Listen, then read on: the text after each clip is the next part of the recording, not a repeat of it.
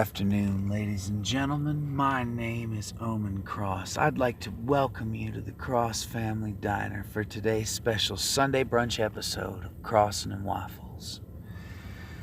Now, the title might seem a little strange to you, but by the time I'm done explaining the things I have to say, you'll at least understand. So, before we get into it, I'd like to introduce my producer, my co-host, and the chef for today's meal, your space and mine, Emma Cross, everybody. Hello, everyone. So, before I start giving out examples, and I have personal stories to tell you today, and I even have a submission from someone that's listening, someone that understands, that sees these things from their own perspective. So today is a really, really, really good episode because it's good to me anyway. It's near and dear to our heart. So before we get started, episode titled 21 Grams of Faith. What does it mean? For those of you who don't know or never read this, there was stories and all kinds of other things built around a study that was done that stated once. There is a movie made, perhaps you've heard of it, 21 Grams.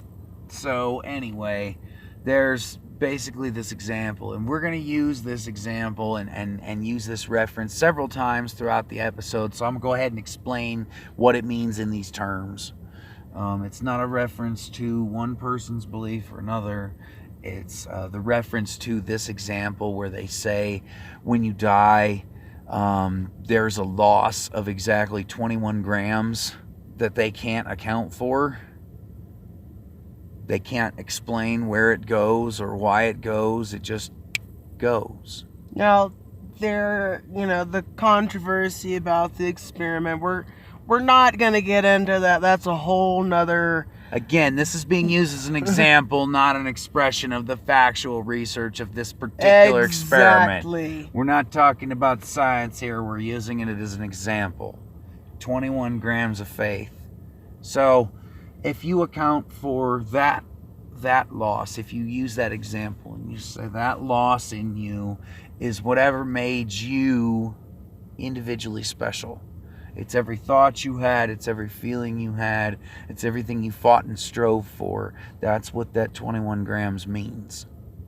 So when I say 21 grams of faith, I'm talking about that weight.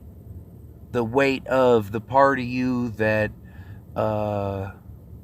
disappears when you die. The part of you that doesn't have an effect on the world anymore. The part of you that's gone, no matter where it goes. Because it's not changing anything. When you talk about pressure and force, every minuscule measurement of atomic force equates to things that can be moved, things that can be done. It's all energy. It can all be used for one thing or another. Now you condense down the sum of who you are, and that is 21 grams. Yeah, that 21 grams out of all the fingers and toes on this planet, out of all the different shapes and sizes, we're just talking about that 21 grams right there. The sum of you. The sum of you individually beyond what people force you to be or tell you to be, who you really are when you look in the mirror. So we're going to talk about today the 21 grams of faith and different examples of how people feel, how it's used, and what can and probably shouldn't be done with it. So let's move on beyond the example to what faith means to the individual. Because faith is not an expression of religious belief. There are a lot of different types of belief out there from a lot of different perspectives. It's no surprise. We are all human. We are all individual. We all see things differently. It's no surprise that especially throughout human history, there have been tons of different expressions of what faith should be. Some were right, some were horribly wrong. Those are examples more of religion. Well, but I'm saying those were concentrated efforts to express what faith is. It was people trying to work together as a whole and express what faith meant together.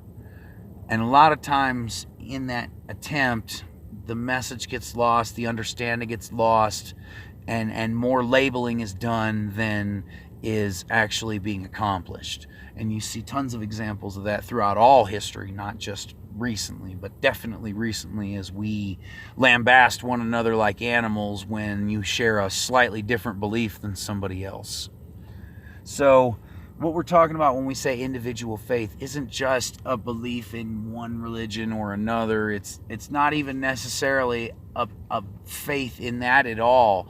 It's whether you have faith at all. Faith is about anything. If you truly have faith in it, you can have faith in people. You can believe that despite everything that's gone on and how nasty we've been to each other in the last, say, 5 to 10 years, online, offline, and generally everywhere else, that we can do better. That's what faith is. You can have faith in people. You can have faith in scientific advancement, that we're going to discover ways to better ourselves and our planet that are going to help get us past this. You can have faith in anything else that you choose to have faith in, as long as you actually have faith in it. But my only suggestion on individual faith is try not to take faith in things that you can't trust. Because if something's proven that you can't trust it and you put your faith in it, it's just going to fail you. And once it fails you, it's going to hurt you inside. So that's individual faith. And in terms of group faith and group effort, there's all kinds of different examples of what it means. There's those who strive towards what they consider a good and light inside them, striving toward the best of themselves. There's nothing wrong with that. There's also those who see things from a totally different side. Those who feel like if the other side was even remotely true, and light and darkness are energetic things that define you as an individual, then there are others that feel like they're the closest shade to black that you can be and still be human. There's all kinds of different perspectives around the world about how this is and why this is and what the name of the thing was that came up with this idea and why it was a good idea in the first place, and all kinds of controversy over whether or not that's even a thing. And none of that information defines whether or not you personally have faith. And it never defines if you find other people that have faith around you. Because again, faith can be in more than whether or not there's something standing over you. Faith can be about whether or not we don't need anybody to stand over us. Whether we finally reach the point where we understand the reasons why we do things and not just do them. And we can build that faith in each other if we can actually learn to do those things. And learn to work together and learn to be better as people. But we have our famous religions, but even the famous religions don't all follow exactly the same thing. They all follow their own different versions of it. Look at almost any church in any real city. You're going to find a bunch of people in different life situations all praying to kind of the same thing, but with different versions of what that means. Because it's not necessarily about the words written in a book. It's more about what you feel inside. Even when you don't go to church, even when you just have faith in people or science, you can go to the library and see brilliant examples of what people have done throughout history to better themselves and realize that we could do that again. We can advance ourselves, or what would be called mentally evolve. We can take steps forward if we choose to and try. Yeah, but we tend to take a dogmatic approach to everything. Of course, because it's easier to group yourself in a category with a bunch of other people and say, yeah, this is where I fit in. And it's easier to stand together like that. It's hard to stand by your beliefs and by your faith when you're on your own. It's real hard to have faith when everybody around you hates you for that. And that's what I want to talk about next, because there's so many examples of this on so many different sides. And I personally am so tired of this stupid shit.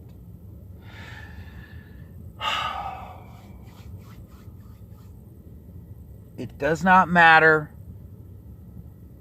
what the exact terms and limits of what you believe inside your mind and in your heart and beyond that are. What does matter is what you do with it. And if what you choose to do with it is go out and hold down people, just people like you, who see things differently than you do, just because they see things differently than you do, and your perception of that is that they are bad people because of that, then I would like to throw out a personal fuck you on behalf of everybody who immediately stands up and says, but our faith is also equal to yours because we have the same human right to have it that you do. I would never tell another human being what to believe, because that's an individual choice.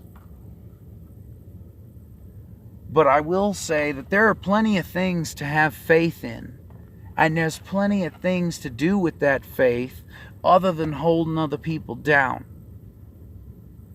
No matter what they believe. I don't care if they believe in the flying spaghetti monster, and some people do. Let them believe it.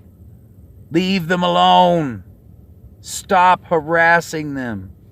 Jesus, there's so much of this going on online. There's so many people making fake profiles and harassing other people because of what their beliefs are or what they supposedly are, because of which groups they're in or who they know. But believing in the spaghetti monster is kind of silly. I mean, so if you want to believe in a flying spaghetti monster, then it's your right. True. It's your right. No matter how silly I may think it may be. Because you can think but maybe the Church of the Flying Spaghetti Monster isn't about the flying spaghetti monster at all, but the ridiculousness of trying to put specificity on something you can't see but feel. Too many of these religions, their biggest problem is that they always want to put this name on this thing, and that's what this means, and that's what... No, you don't fucking know that. You don't know that any better than anybody else does. But you want to be the one to define it like it's a math book. I'm telling you, I know 2 + 2 and it ain't 12. So, sometimes when people write things down, you can't always trust the words coming out of their mouths. Because they're people and they do it for their reasons, not yours. Because it's their belief they're writing down, not yours. So remember that just because you group yourselves with people that think a lot of the same things you do, that doesn't mean you have to put so many limiters on it. This labeling process that we have, especially now that we have so many movies and so many TV series and stuff, the more labeling we do, the more we define what life is before we even realize what it is. Because now there are certain groups of faith that when you even use the word or a word associated around that word, people get all up in arms and treat somebody like they're out to kidnap their children or out to fucking plot world domination or whatever because they use that word. And it's because we've got all these examples in our minds of what one thing is, like, just like you can't say the word Satanist and automatically assume kidnapper, child molester, murderer, you can't automatically say the word Catholic and mean kidnapper, child molester, murderer. It doesn't always mean the same thing, but we have so many examples of this that when you hear that word, that's the first thing that pops into your head. Is what you saw in a movie or what you read on the news or what this person did or that person. And that's why I don't have a label for my own personal beliefs.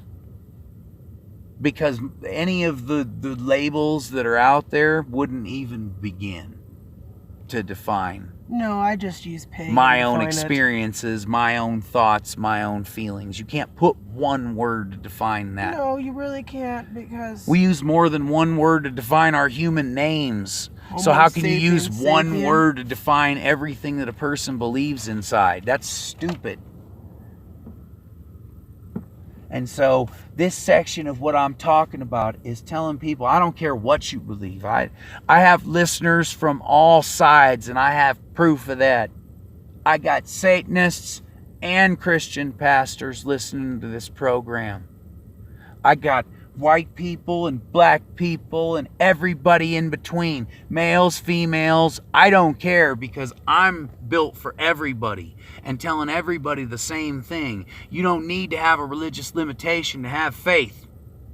No, you do not. Because no matter what happens, you still got that so-called 21 grams of faith. And you could pick it up and hold it in your hand and do something with it. And it's up to you to decide what you do with it. Personally, I'm going to suggest against continuing to hold each other down. I find that to be oppressive. And when you oppress people, you're going to build obstinance in them. And it's going to start a fight. We don't have to fight all the time. All that accomplishes is more fighting. And so,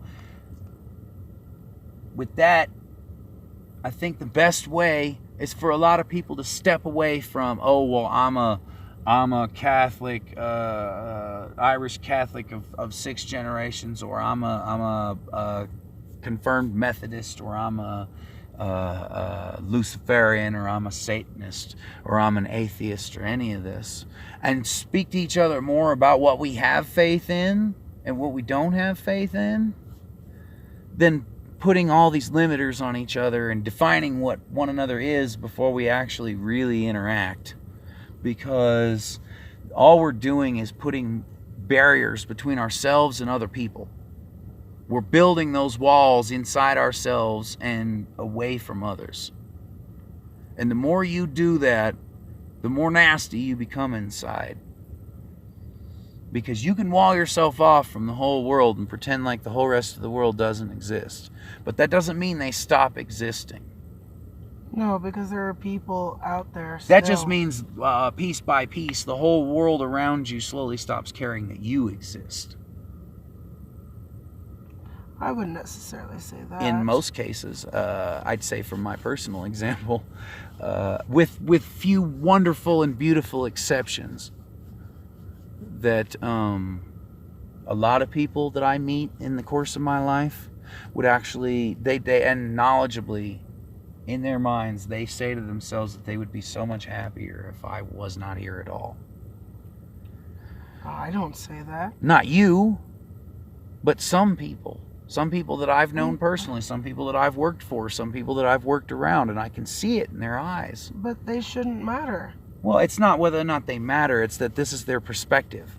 Again, their perspective shouldn't matter. Yes, but remember, there are 2 sides to everything. There is a positive and a negative side to everything, no matter what kind of faith you have, no matter which religion you claim, no matter what you believe in or don't believe in. There are 2 sides to every faith. There's the side that wants to use whatever you believe in as a method to better yourself and everything around you. And there's the one that wants to hold everything around you down and prove it wrong or bad or whatever, so that you yourself feel better about what you choose to be on your own. There's 2 sides to that, no matter what label you put on it.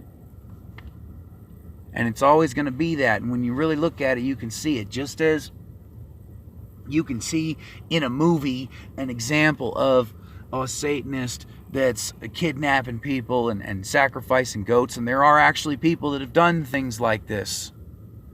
But on the other side, there's also those that have tried to uplift their communities and teach people about things that matter. And there's people inside there that do positive things. On the other side of the other side, you got churches right now in this chaos as we're dealing with this viral bullshit, that are adjusting their strategies and handing out food at the curbside to people but you also got televangelists that are telling people, you need to get out and put money in the church plate, you need to get out and do this and that, when they know damn good and well they got the money to pay all these people and then some, but they don't want to because that's their money and their private jet and their things. So there are two sides to every faith, no matter what label you put on it: the selfish and the selfless. So it doesn't matter what label you put on yourself. I don't put one on myself. Not anymore. I used to. And there's still words that people use that they think they use to define me. But that's been wrong since back when I was in the Army. So it hasn't changed much since then.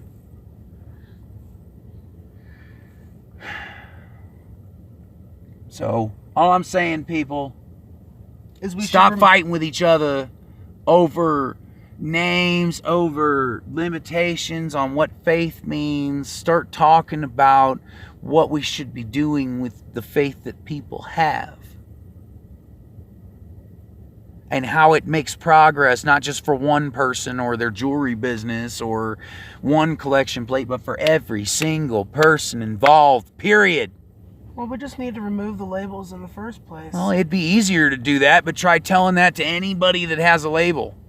They'll be like, fuck you, I'm not giving up my label. I love my label. Well, again, then that's on them. They're part of the problem. You have to learn to let these things go because these are things that they use to further divide us. I ain't divided from nobody. I'm homeless in a car and I could die tomorrow. I don't know. Ladies and gentlemen, any one of us could die tomorrow for any fucking reason. Yes. And when you die and your 21 grams of faith is gone and you no longer have any force on this world at all, will you be pleased with what you did with that 21 grams, or will you wish you had picked it up and done more with it? That's a more important question than what I've done with my 21 grams of faith, because I can prove it. I've deployed to other countries. I've done what society in America says I'm supposed to do. I've served and deployed. Then, when I came back, I tried to learn and grow as a person while also experiencing the country I so-called served so that I could understand what it was I was fighting for in the first place. Then, past that, I chose to learn more and try to see things from perspectives beyond just mine. And that's good. Now I'm using what I've learned to try and speak to other people. If there's still anybody out there that listens. There's people that listen. There's people listening to us. There's at least one guy I know for sure is out there listening. Because, ladies and gentlemen, the next thing that I want to talk about as we're getting ready to get closer to the end of this episode is that this isn't just me or just me and her. This is a thing that's been going on for tons of people all over the world. They say, as an example, excuse me for just 1 second. He's taking a drink. They say, if one person speaks out about a thing, then 1,000 other people feel that same way or similar. They just say nothing. So I'm one person, she's one more, and I have, that was given to me, a poem by at least one more who's out there listening somewhere, and he told me I had the right to share this poem on the podcast, so I'm going to do that, and I'm going to do it because it fits perfectly in with the nature of this episode. In fact, we were inspired to do this episode because of this poem. You know, I've been thinking about doing an episode of this nature for a while. I just didn't know exactly how I wanted to do it. And then I got this poem sent to me and told specifically, you could put this on your podcast if you want to. And I said, you know what, not only am I going to do that, but I'm going to add my own perspectives and my own examples and turn it into an entire episode. And that's what made me come up with this today. And I don't know whether the people out there listening to this love me for what I'm saying right now or absolutely hate me for it. But honestly, it's the truth. And if it's the truth, you shouldn't be embarrassed of it. And if you're embarrassed of it, ladies and gentlemen, it just shouldn't be the truth. So, I'm going to go ahead and share this poem with you. As it was sent to me, there may be mistakes. There may be slight errors grammatically or whatever. typing errors as it was sent to me, but I don't believe in changing the work of an artist that's not my own.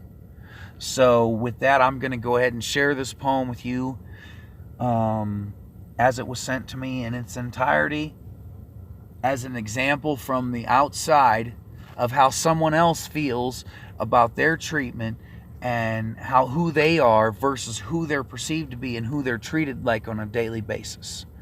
So love me or hate me for sharing this, like this poem or dislike it, I'm sharing it because I believe it needs to be shared.